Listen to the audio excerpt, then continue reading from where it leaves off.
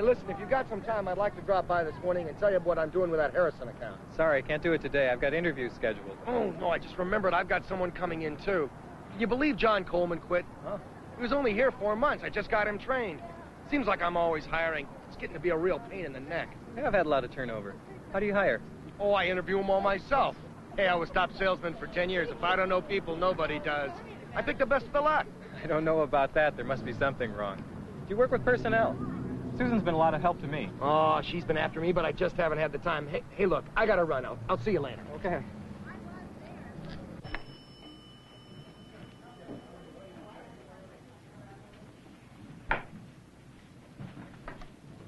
Hey, Shirley, slow down. What's your hurry? Oh, hi, Bill. I didn't see you. Guess I'm a little tense. I'm interviewing today. First time without my supervisor sitting in. I'm sure I'm just as nervous as the applicants. Morning, Paul. Hi, Susan. Come on in. I'm just checking to see if you have any last-minute questions about the people you're interviewing today. No, I'm pretty well set. I updated the job description. You know, that was a pretty smart thing to do again at this point. There are some things I was asking of my people that aren't essential. And then there's some requirements I hadn't even considered. Like what?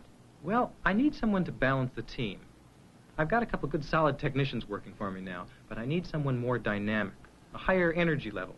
Somebody who can spark that team and make a move without a lot of supervision. Sounds good. How about that interviewer's worksheet I gave you? Are you finding it useful? Yes. Here, take a look. I like having everything on one piece of paper. I've listed the job skills and the personal qualities I'm looking for. It should be a good guideline, and it'll make the interview a lot easier. You bet. As long as you're clear about the qualities you're looking for, you're going to find out what you need to know. Well, it looks like you've screened out some good applicants for us. But I am concerned about this Karen Polston who's coming in today. Peace Corps, not out of school very long, only one job. She looks a little green to me. I need someone who's mature and who can handle the pressure. Why don't you wait and see? I think she has some unusual qualities.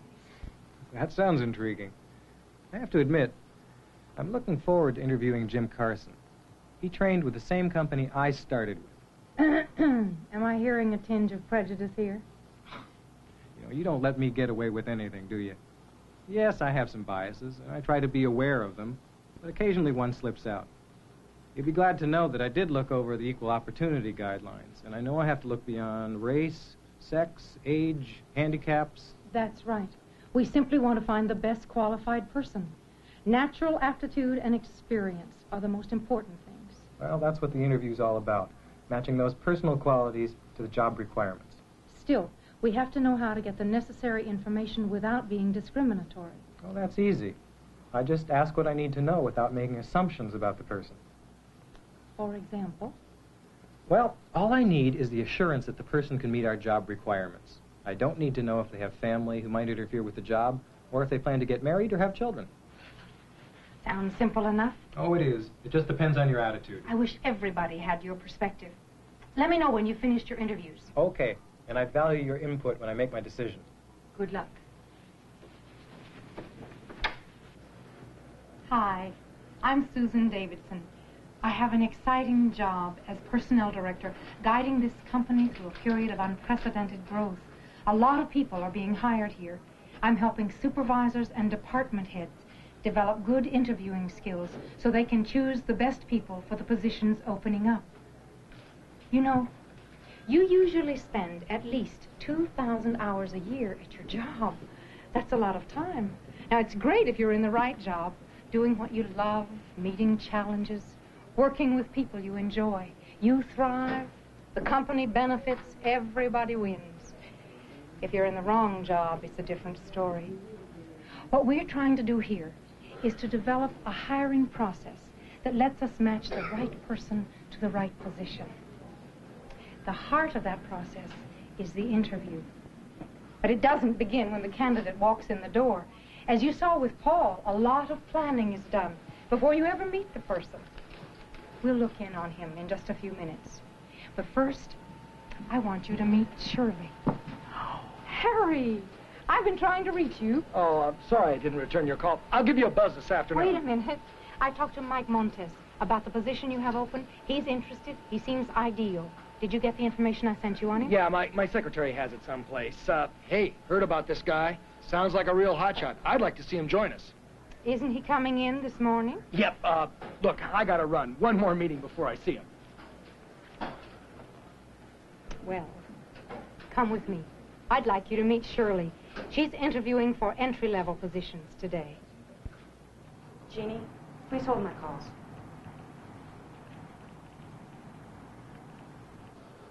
Have a seat, then. So, you're a newcomer to our area. Yes, I just moved here last week. Has anyone shown you around the city? There's a lot to do. My brother and sister-in-law live here. I'm staying with them for now. They took me to a basketball game last night. Is basketball a favorite sport? Yeah. I used to play in a high school team, but I never saw a pro game before, except on TV. You moved from a small town, didn't you? Yeah. Too small, I guess. It's time for me to move on. I'm ready for something else. Well, let's see what we can do. We have about 30 minutes together. I'd like to spend the first part of the interview hearing more about your background and interests. After that, I'll describe the job and answer any questions you have about the company. Okay. Occasionally, I'll be making a few notes, so I'll be sure to remember what you tell me. He looked like he'd do a good job, didn't he? Yes, he did. Establish rapport right away. That's the heart of the interviewing process.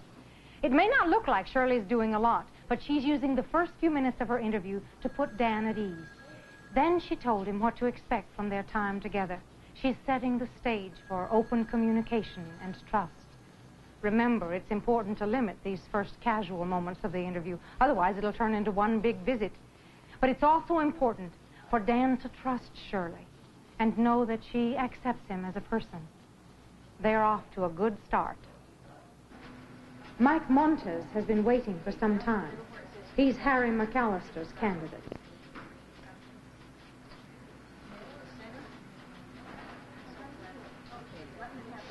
Are you sure Mr. McAllister knows that I'm here waiting for an interview? Yes, you're right here on my calendar. I'm sorry you've had to wait. I really expect him any minute. Look, I gotta run. I'll see you later. I'm expecting a call from John Harrison. Put him right through. McAllister, Mr. Montez is here. For his interview. Oh, yeah, hi. Harry McAllister, pleased to meet you. Heard a lot about you. Mary been taking care of you? Great, I knew she would. You know, I'm sorry I'm late, but, I got some problems come up. It seems like I'm the one who gets all the problems around here. Not enough hours in the day. Well, go right on in. Go right on in. Don't we have anything for personnel on it? Great. Bear with me a moment, will you?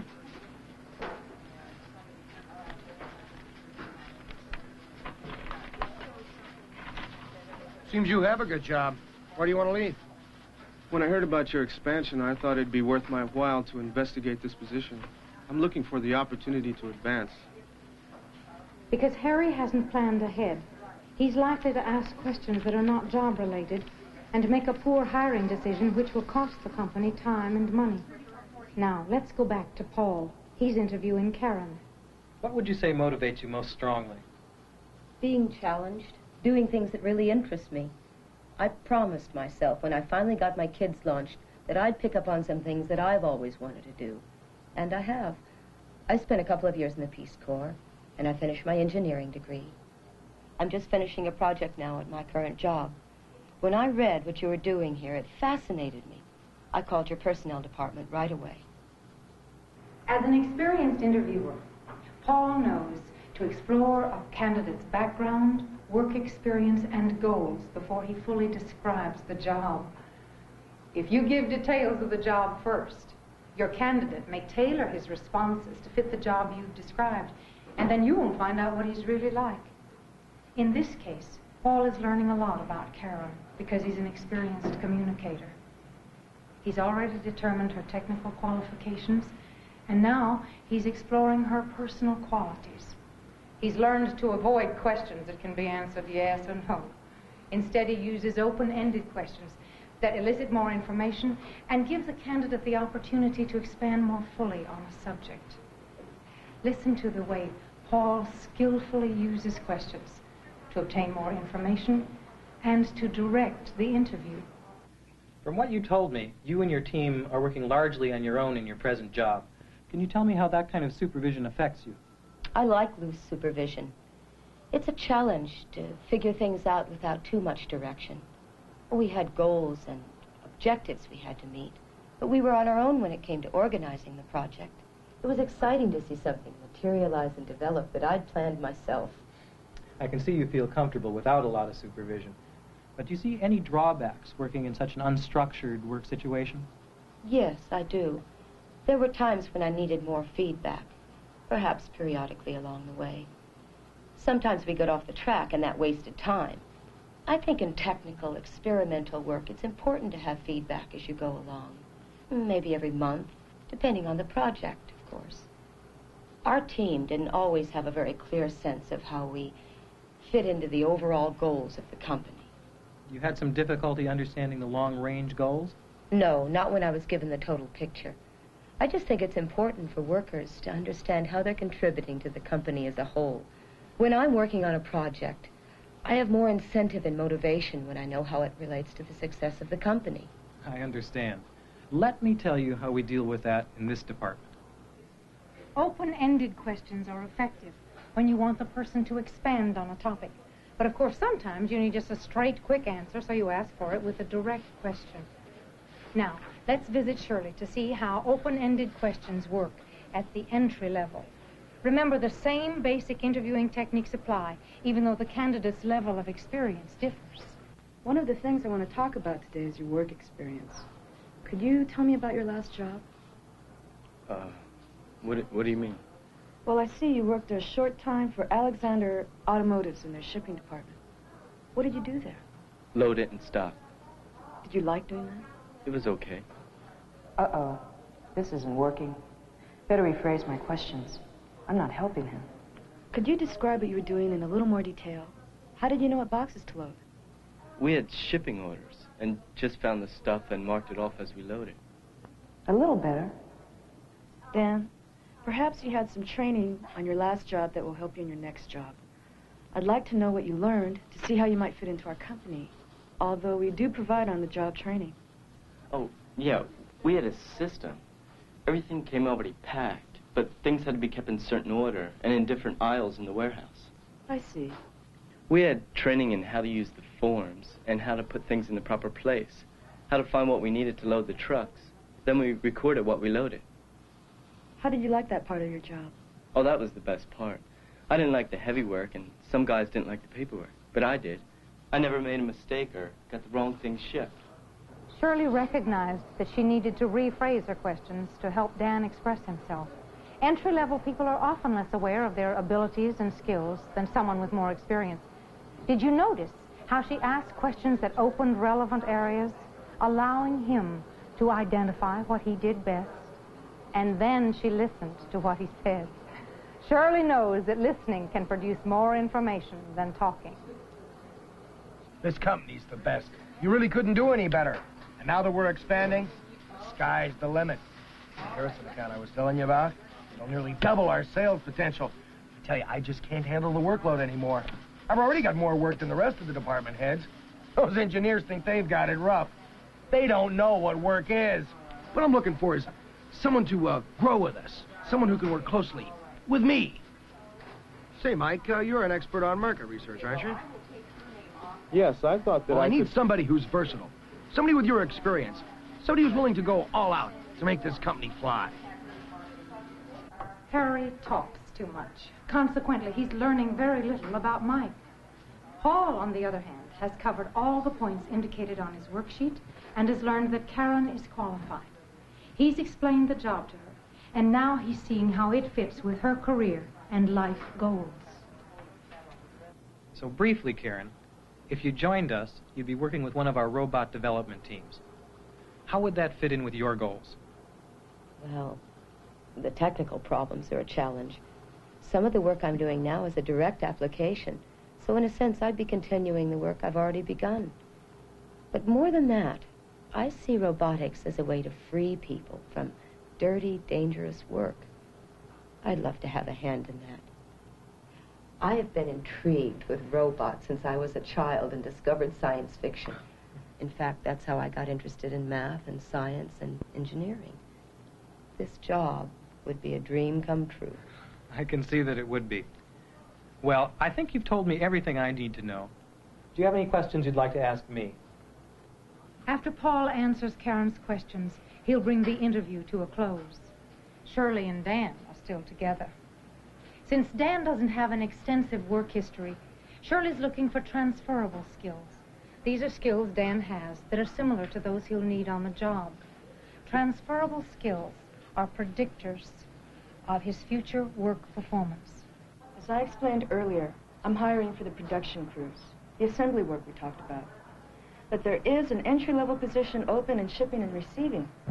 I could refer you to that supervisor for an interview, if it appeals to you. I applied for this job because my brother told me about it, and it seems I would like it. That's okay. But it's important that we match a person to the right job. We both need to be satisfied. So let's be clear as to what each job entails, and maybe together we can see how to proceed. Okay. The other position would be more like the one you had in your small warehouse. To start with, it might seem almost the same as what you did before, except you're a much bigger operation. The reason I bring this up is that you seem to like keeping track of details, making sure you loaded the right things. Is that right? Yes, I do like that. But would I be able to move up?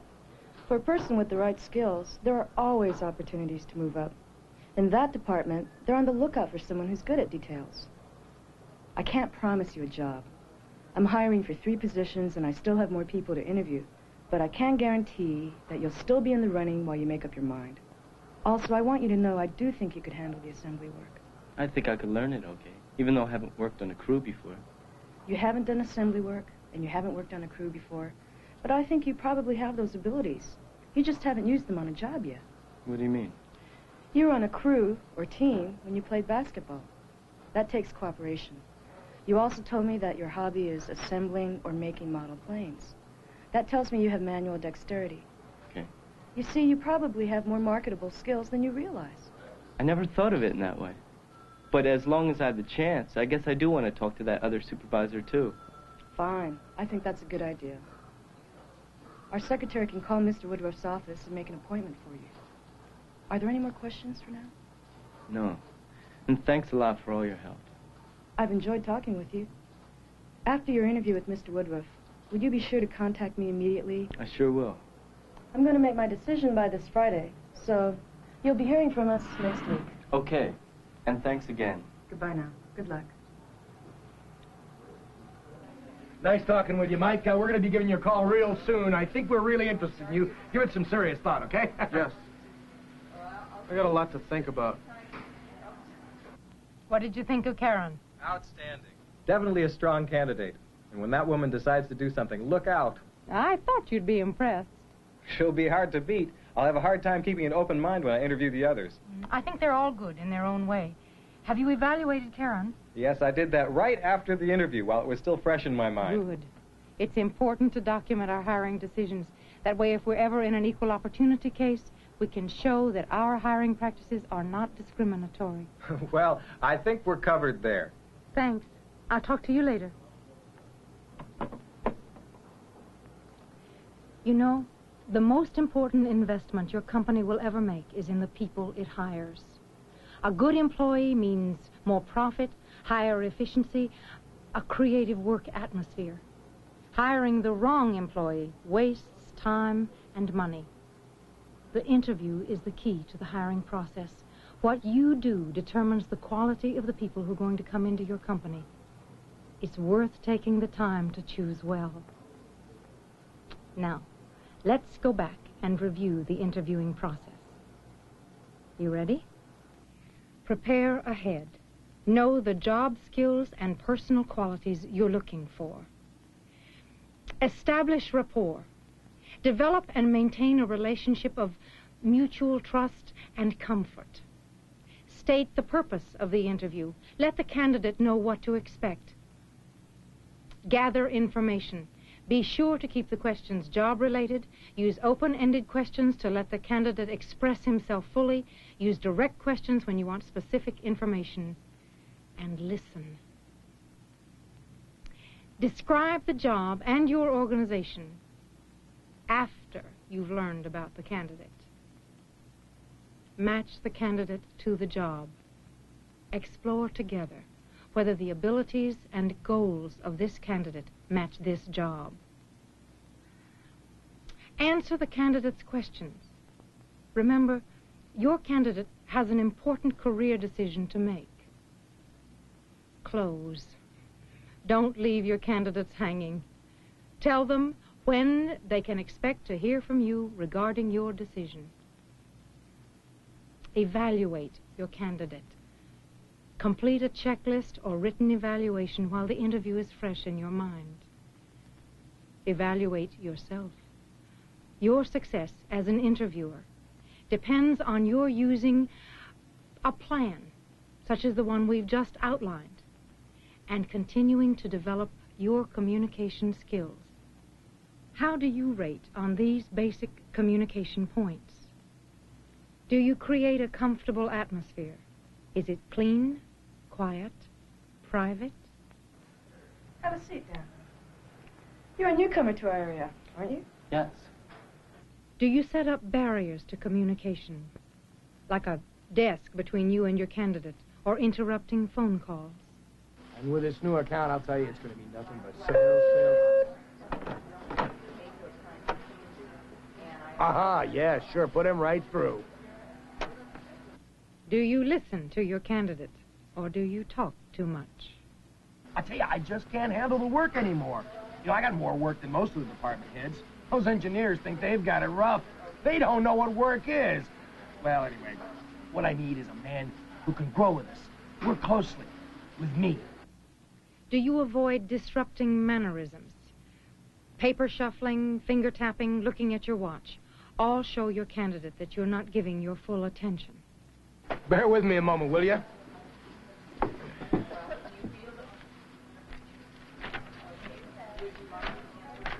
Seems you have a good job. Why do you want to leave? Are you aware of your own prejudice? Prejudice closes your mind and can provide an insurmountable barrier to open communication. I try to look beyond race, age, sex, handicaps, because they don't have a lot to do with how well a person does a job.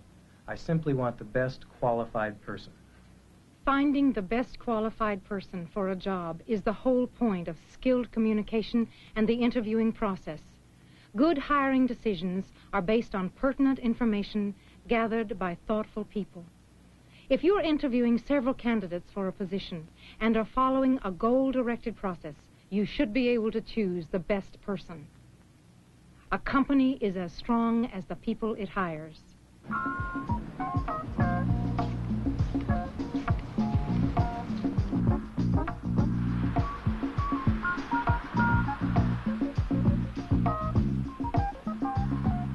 Well, how did it go? Darndest thing. I saw that guy. I thought I had a great interview. Called him back later, offered him the job. I couldn't believe it. He turned me down. Oh, no. Well, you can't win them all, I guess. See ya.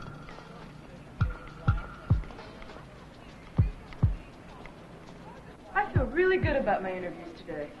Boy, was I nervous until I got into it. Yeah, it's hard at first, but it gets easier every time. Yeah, I actually enjoyed it.